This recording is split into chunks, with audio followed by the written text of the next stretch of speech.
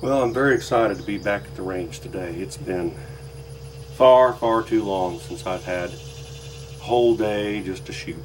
Been doing a lot of casting and reloading in my off days, but no time to head to the range. I've got a lot of guns to test and some loads to test.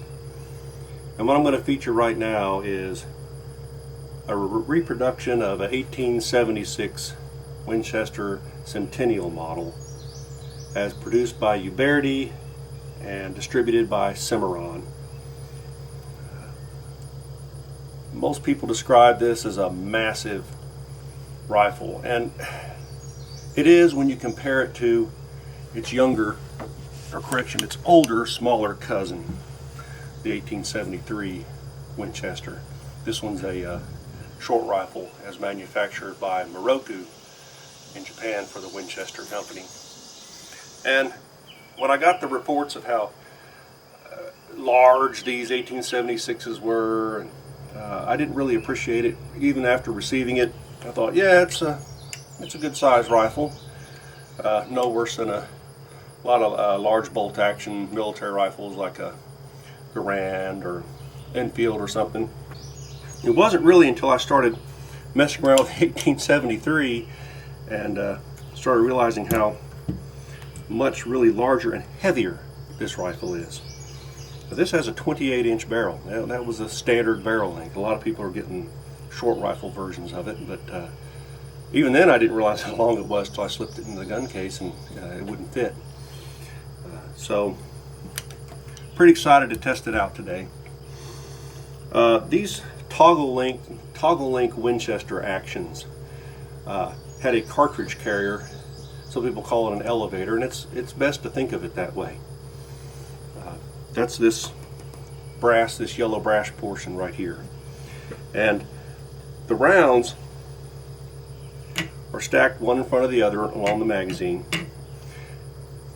And the first round in the magazine is inside the cartridge lifter or cartridge elevator. And when you cycle the action, that cartridge carrier, that elevator, goes up and down. So the cartridge was raised straight up and then shoved straight into the chamber. It's a very smooth, efficient way to do it, but it means that the carrier has to be as long as the cartridge. And if you go to a more powerful cartridge, a longer cartridge, you have to go to a longer carrier, a longer rifle, longer bolt. Everything is longer overall.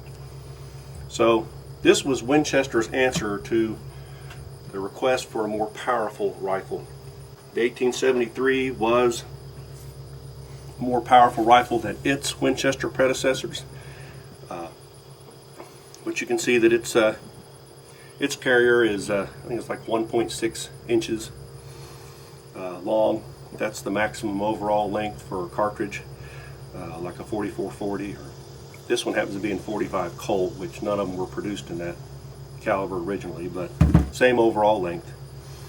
And in order to go to a more powerful cartridge, they had to make a larger rifle with a longer carrier overall. Now, it would have been nice if Winchester could have had a 4570 toggle link lever action back in the day, but there were problems with that.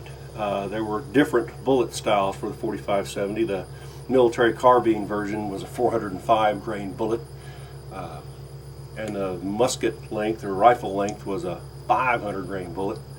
Heavier the bullet, the longer the cartridge. Brought along for comparison a 420 grain bullet 4570, and this is my manufactured 4560. You can see it's a good deal shorter. Winchester's answer to the 4570 was what they call the 4575, and it was this long, but it had a bottlenecked cartridge, 350 grain bullet with a bottlenecked cartridge, so the base of the cartridge was wider and held more powder, 75 grains supposedly. And this was supposed to give it ballistics similar to a 4570, which used a heavier bullet but not quite as much powder. Naturally, it was an easy step to then make a cartridge case that was straight walled like the 4570, and they called it the 4560. It was supposed to have a 300 grain bullet. I didn't have any 300 grain bullets. I cast some 350 grain bullets. This is the 420 grain 4570 bullet. This is the 350 grain 4560 bullet, and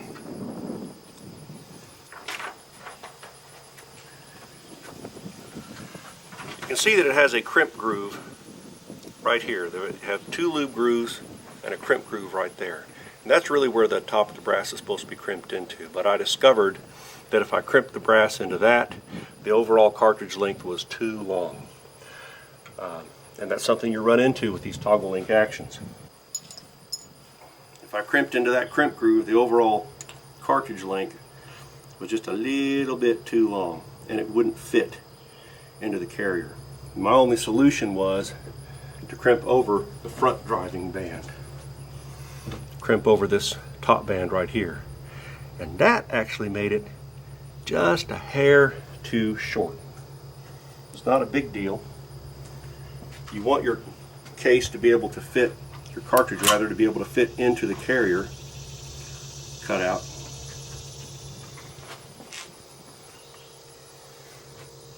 And it does, but you can see a little bit of fore and aft movement, and that's not much. Now Winchester and Uberti saw that not every bullet was going to be, every cartridge was going to be exactly the same length. So it's designed with a tolerance. If the cartridge is a little bit shorter than the standard overall length, it should feed okay because the front of the carrier has a bevel in it. The idea being that if a cartridge is a little bit too short, then the next cartridge in the magazine is going to be protruding just a little bit. And with that wedge, that bevel on the front of the carrier on its way up can just shove that cartridge back into the magazine and not interfere with feeding. Obviously, if it's way too short, it would extend beyond that bevel and the carrier would just bump up against it. Great idea. Of course, it has a rim, and if you're shoving at the bottom of it, it's going to want to tilt it up, and the rim might want to catch on the magazine tube opening, so the magazine tube opening is beveled as well. Great idea. It usually works as manufactured. The bevel on this carrier and the bevel around the magazine tube were a little on the rough side, and it tended to hitch on me. So I've done some gunsmithing, done some smoothing and polishing on those areas, and it should make it work out okay. The lube grooves on this bullet aren't particularly big. They hold an okay quantity of lube, and because I did crimp over the front driving band, then the crimp groove itself is actually filled with lube on these. It wouldn't have been otherwise, but that's probably not enough lube to successfully keep the fouling soft in such a long barrel. I expect this to probably foul out after a few shots. Coincidentally, one reason I got this in 4560 instead of 4575 is 4575 brass is hard to find, and when you do find it, it's expensive. This is 4570 brass. That's 4570 cartridge. This is 4570 brass. And all I did to make this was I cut the brass down just a little bit. I forget what the exact length was for 4570 brass, but I cut it down to 1.88 inches. And that's really all you have to do to make 4560. Some rifles, the original 4560, the rim was ever so much thinner, and so sometimes when you're cutting down the brass, you also have to thin the rim slightly from the front. I didn't in this rifle. Evidently the headspace is generous enough where that wasn't a concern. Because I'm making my own brass anyway, if this too short of a cartridge really persists in being a problem, I can always cut the case down just a little bit more so that I can crimp into that actual crimp groove. I'm making my own cases anyway. I don't buy 4560 ammo. I think Hickok 45 did a video. It may have been 4560, it may have been 4575, I don't recall, but he had to pay a pretty penny. I think it was $60 a box, or maybe even more than that for a box of bullets. That's way too high for me. So I'm manufacturing my own ammo. These first shots, we're going to do some chronograph testing first off. I found that I was easily able to get 60 grains of black powder in these. Even though it's a solid head case, it easily got 60 grains in there. Maybe even put a slightly more in press. I was using old Einsford double F, which supposedly doesn't like as much compression as regular GoX brand, so I may have screwed up by compressing it like I normally do. But we'll find out. I'm going to do chronograph testing, and of course before we do the chronograph testing, just to make sure I don't shoot my chronograph, I need to go ahead and get some sort of grouping with this, just so I know where to aim over the chronograph. So here we go. I'm going to go ahead and load it full though. 2, 3, 4, 5, 6, 7, 8, 9, 10. And I may actually be able to put more than 10, maybe like 11 or something, but I know I can fit 10 in there. What I'm trying to do now is make sure the cartridge is seated all the way to the left on the rear. I noticed one thing Uberti doesn't do well is cut a good enough bevel in the mortise on the back where the carrier rides up and down, so the last cartridge always ends up a little bit canted in there, and it gets jammed up when it's trying to rise. I'm going to have to go back in there, cut a proper bevel and polish that, but right now I just have to manually shove that over the left. Alright, so let's see if shoving that over the left made it feed well enough, and it did. I notice there's a little bit of a hitch when you do the last little bit, and of course I've done some smoothing on this, and that last little hitch just seems to be, once again, the carrier having to shove the next round in. Go ahead and put it on half cock. That's the only safety this has. And check it for groups.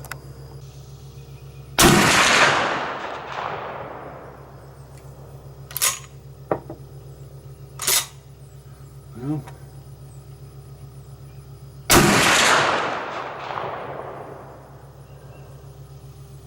not the best group, but at least it's about point of aim, point of impact. It's enough for me to try through my chronograph. That kicks harder than I expected it to. I know black powder always kicks hard, but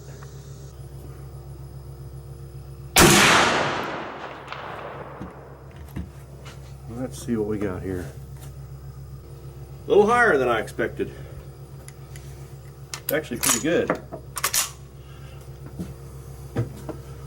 We'll try one more. I'm not going to do a whole bunch through the chronograph just because I didn't make a lot of bullets, like 20 rounds all I made.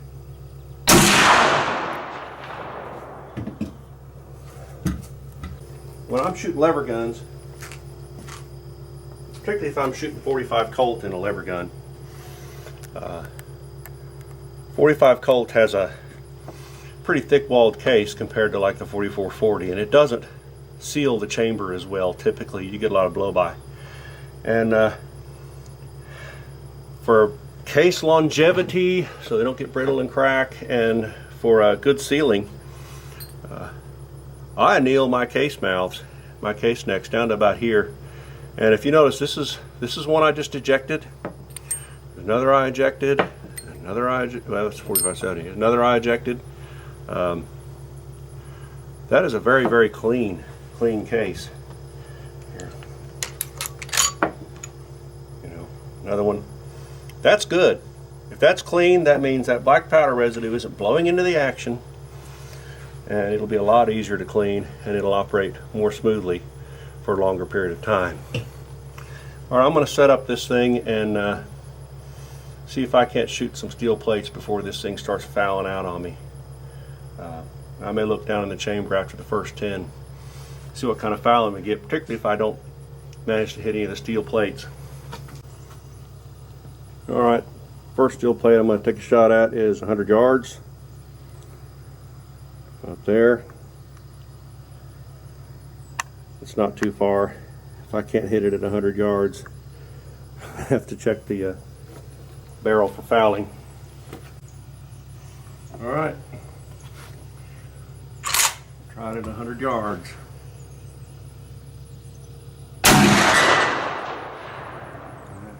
Fairly easily done. Well, let's move up to 200.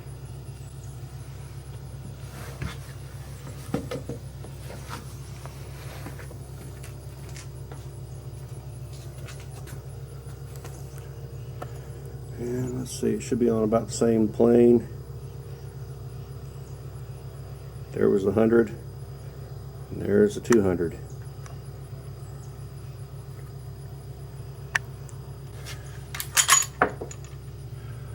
Again, nice clean cases. Now I may be off on the elevation at this range because it's a heavy bullet. Even at 1400 feet per second, it's dropping some. So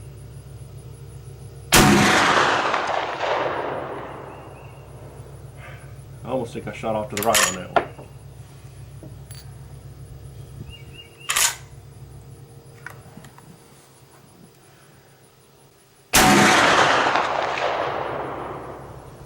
Well, I've got some targets set up. 250 yards with a nice dirt backstop behind it. I think I may actually just take a few shots at that. There it is, way out there. We'll go ahead and zoom in on it. Again, this is a heavy, relatively speaking, slow-moving bullet. Alright, I've got the rear side adjusted about halfway. Go ahead and aim at the top target there.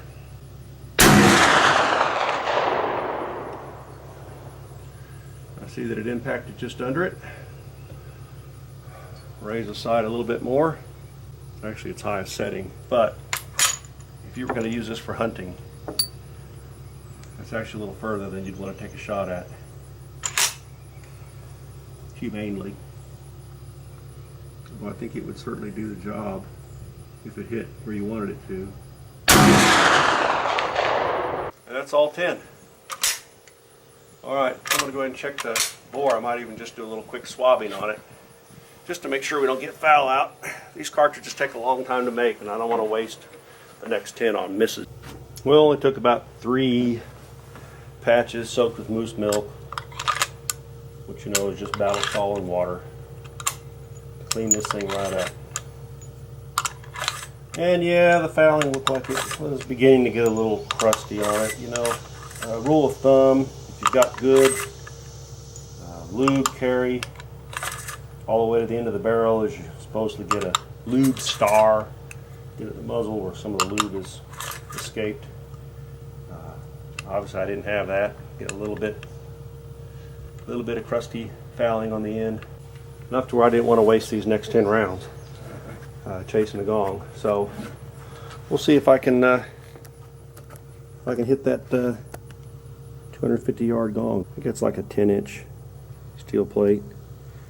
Usually at this range, when I'm testing a military rifle, I like to use a 6-inch steel plate, but it just so happens that this range has purchased some steel targets of their own, and it was a lot easier to drag those down to the end than to get mine out and set them up. And they're a little bit larger and easier to see for these 40-plus-year-old eyes.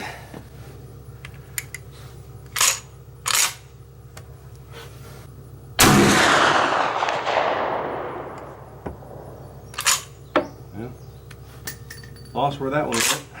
Maybe I'll notice it on the replay if you can see through all the smoke.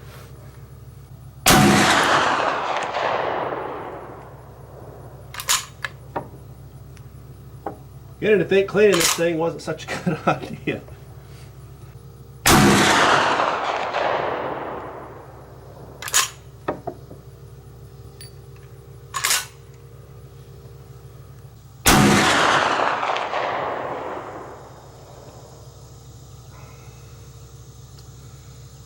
I wish I knew where those were going.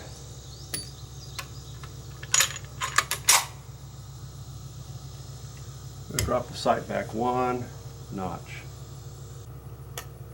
I do think they all appear to be headed slightly high. Evidently they were. It seems to be the magic adjustment.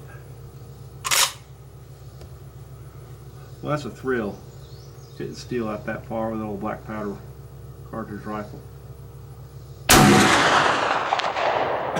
When you do it,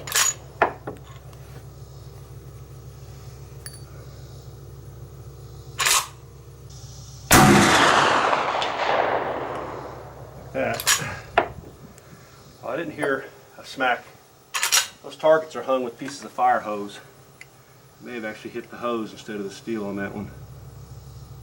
Even a little bit lower. Starting to get some heat mirage off the barrel.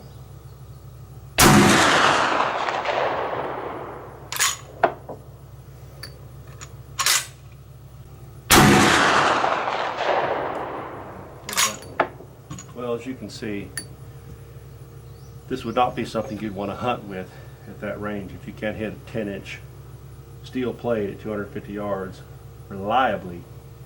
But I put the sights back on the original setting. Should be able to smack the 100-yard with some regularity.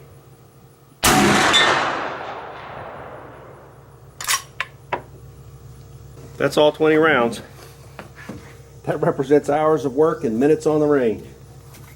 But overall, I'm pleased with this rifle. Now, you know, as received, it wasn't what I would consider really all that shootable. And by the way, we're on a closed range, so it doesn't really matter right now where I point this rifle.